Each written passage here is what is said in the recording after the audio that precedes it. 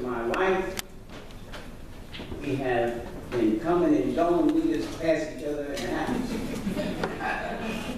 You know, sometimes I can wear on a relationship. And I just want you to know, babe, I love you. My girl. We're going to find some time together. That's opportunity. Right?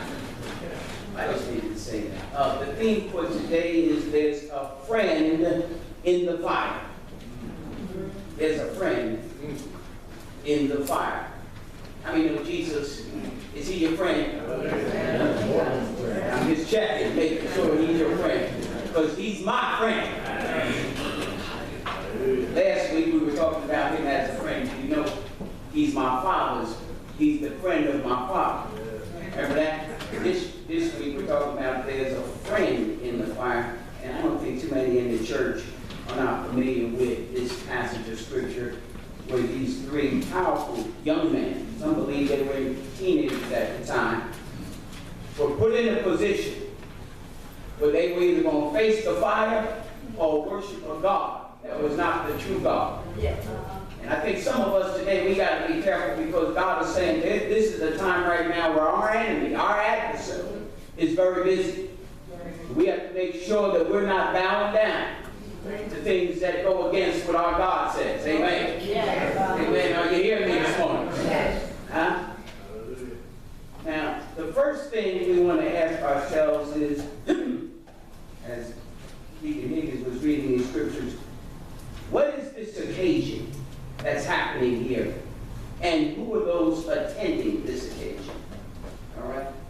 We know that this is a dedication by King Nebuchadnezzar, and he has constructed this golden image.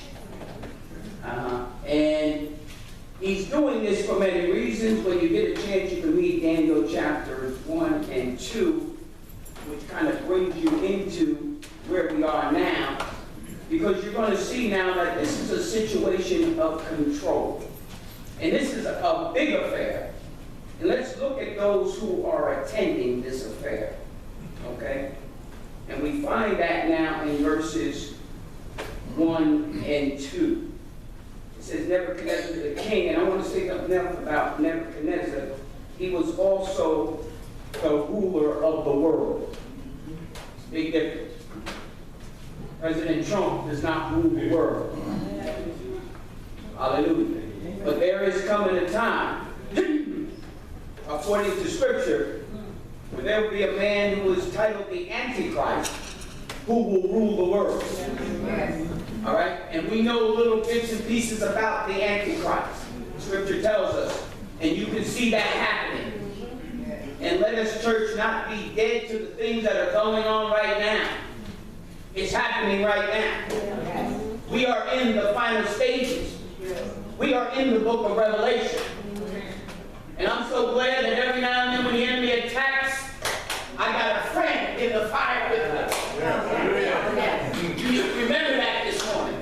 No matter what you're going through, what you're dealing with, what you're waiting on God for, there's a friend in the fire with you. Many have been in fires and would never have come through the fire if Jesus was not in the fire with you. I bless him today. See, that's why people look at me like I'm crazy, because all I do is want to praise him, because I can remember the times when the fire so consumed me, but my friend was right there with me. Friend in the fire. This is a big event for this world ruler. And it says now that he made an image of gold, whose height was 60 cubits and width 60 cubits. Meaning now, we know that a cubit was what they called the length of a forearm. So we could comfortably say it was probably about 60 feet high and 60 feet wide. Imagine how much that would be worth today. Solid gold. This man was not playing. Hallelujah. And it says here now, he set it up in the plain of Dora in the province of Babylon. Then King Nebuchadnezzar sent word to gather together, and I'm reading from the New King James Version, so it might say a little bit, but it says, notice who are there, satraps, the satraps. These were military leaders. Okay? You have satraps. Then you had the administrators. Hallelujah. Then the governors, the counselors, the treasurers, the judges, and the magistrates. All the officials of the province. Now, counselors, judges, and magistrates, they were all spiritual leaders.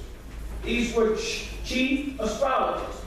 So, not only does he have his military folks there, he has his financial folks there, but he has his chief astrologers or his spiritual advisors.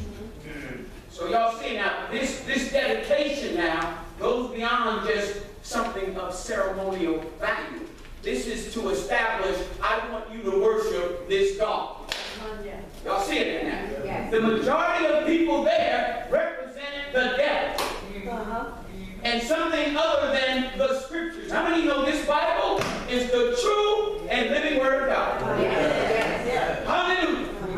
You can go to the bank. There is no other word in any book that connects like this Bible does.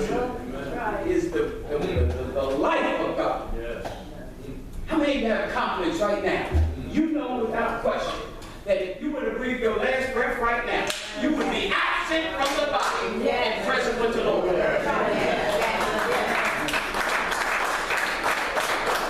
Hallelujah.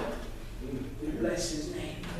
Just showing you who is present at this dedication. Pretty interesting, isn't it? The titles of the various ranks of government officials indicate a well-organized bureaucracy. This was a serious situation that he sets up. Now, when you look at the latter part of verse 2 where it says, and all the officials of the provinces, that is a picture of Shadrach, Meshach, and Abednego. That was their position. They had worked their way up in a foreign pagan land through the miracles of God, and you can read them in Daniel 1 and 2. God was performing miracles. It doesn't matter where we are. If God is there, God's going to move. Even in enemy territory. Some of y'all dealing with an enemy right now in the church. If God is for you, he's going to elevate you. You got time to worry about the devil. The devil will be used by God to help you to progress. You going through a trial right now, you know you ain't going through a trial. You getting ready to get a promotion. Oh, y'all listen to me this morning. There's a friend in the fight. Amen. Y'all going to get that in a second. Some of y'all going to feel better when you leave here. Hallelujah. But I wanted to show you their position. Out of 70,000 Jews who were taken from Judah, from the area of Jerusalem to Babylon, they chose 4 who were prominent, educated, good-looking. But these 4 turned Nebuchadnezzar's kingdom upside down. Hallelujah. And here they are now in these high-ranking positions. You can honestly say that these were paid staff dignitaries. That's what they were. They were enjoying the luxuries of the royal life. Everything was good. Now, the second question we must ask ourselves is, what is the occasion, the goal of this occasion? Notice is verses 4 and 5 of chapter 3. Are you there? Say amen. Amen. This is the goal now. It says, then they herald aloud to you, it is commanded, O peoples, nations, and language, that at the time you hear the sound of the horn, flute, harp, lyre, and psaltery in symphony with all kinds of music, you shall fall down, and what does it say next? Say that word again. And worship the golden image that King Nebuchadnezzar has set up. Y'all see that? Now, when we talk about worship, we are talking about to prostrate oneself. Oh boy, we don't have time to be bound to anything other than Jesus Christ. Yes. Hallelujah. And I'm going to be honest with you, every now and then you need to close your door and bow down before him and talk to him. Amen. I know some of us say, well, I pray on the way to work, and I pray here while I'm walking to my car. I understand that, but every now and then, you need to shut your door and get close to your bedside and get down on your knees and talk to your Father. Amen. Because he's a friend that's in the fire, but he can't help you in the fire if you don't talk to him sometimes. Yes. This word worship now, to prostrate oneself, or we could say it this way, is when we are controlled and consumed by a situation. And in this case, it's causing them to forfeit the leading of God's Spirit. See, sometimes the fire can get to us so much that we forfeit the leading of the Spirit and we fall prostrate to something that is other than what God has us to do. Oh, yeah. See, when the fire is raging, that's when you got to get in there. Yes. Hallelujah. And listen to your friend, because he's right there. Some of you don't think God is with you, but he's with you. Yes. Sometimes it feels like God is not there. He's a friend that's always in the fire. He's always there. As my brother prayed, I will never leave you nor what? Forsake you. I bless his name.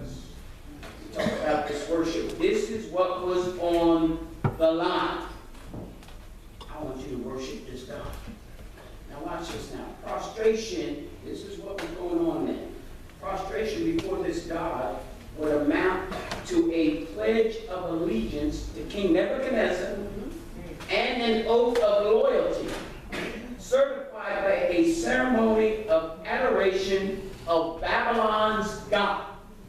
This is now a foreshadow of what the Antichrist system is, what that's going to happen.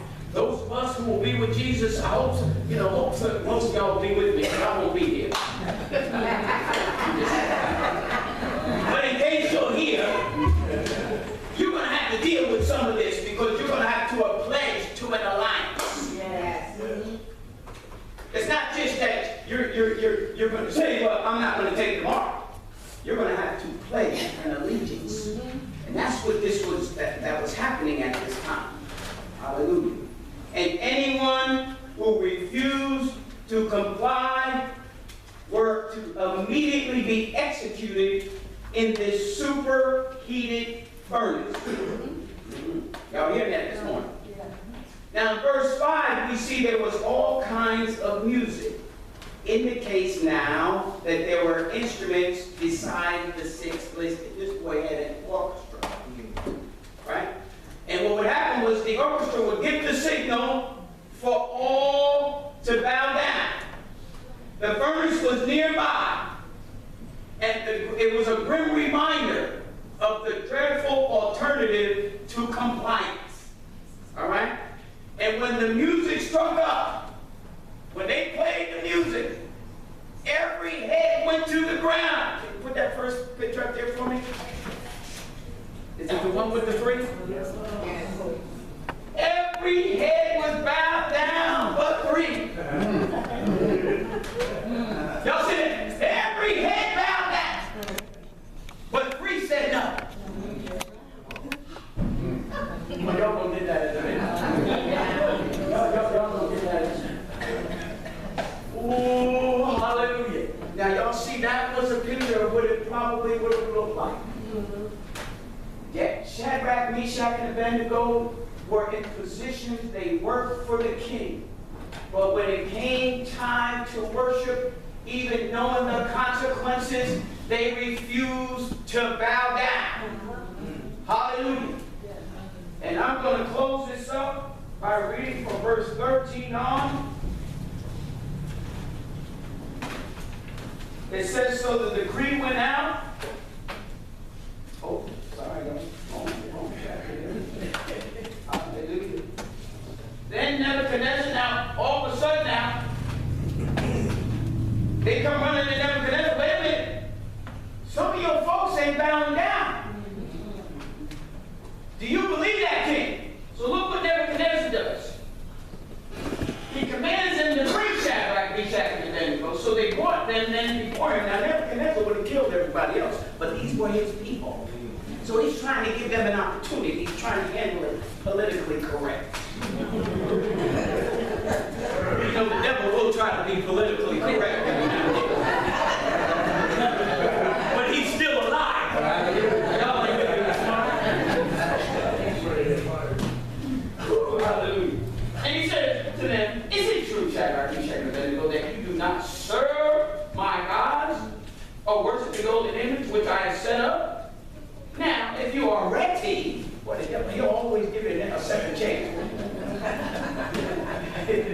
trying to give some of y'all a second chance right now.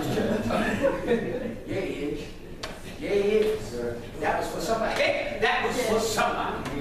He's back in your face, presenting you that second opportunity to worship something other than God. I don't know who that's for.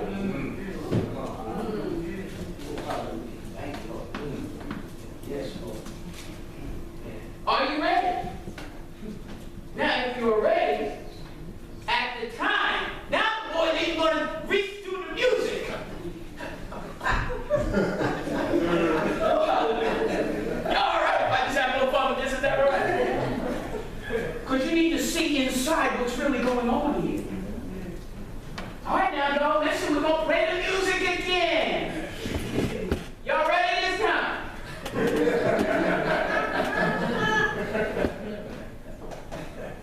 But now, if you do not worship, you shall be cast in the midst of the burning fiery furnace.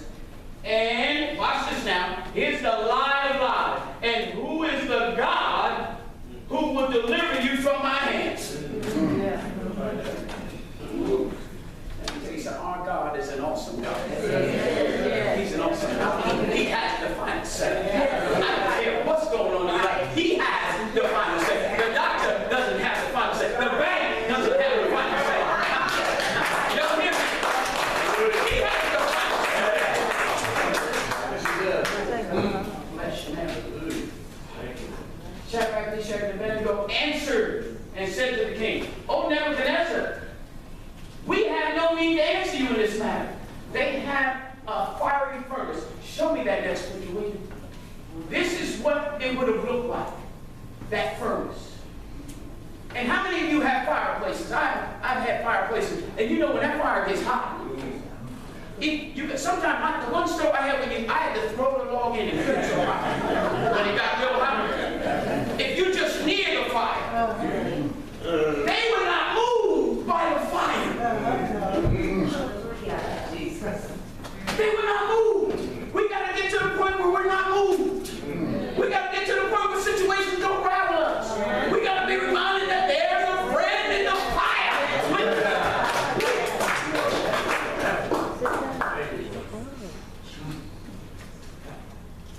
I'm almost done now.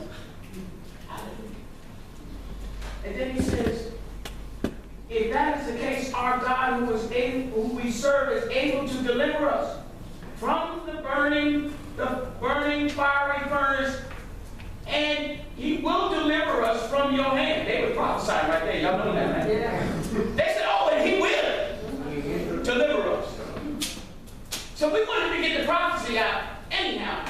But just in case he doesn't. Oh, hallelujah. Let it be known. We still won't worship. I can say, woo, that's faith, y'all. Is that not faith? Yeah. Oh, I bless his name. See, we got to get to a place.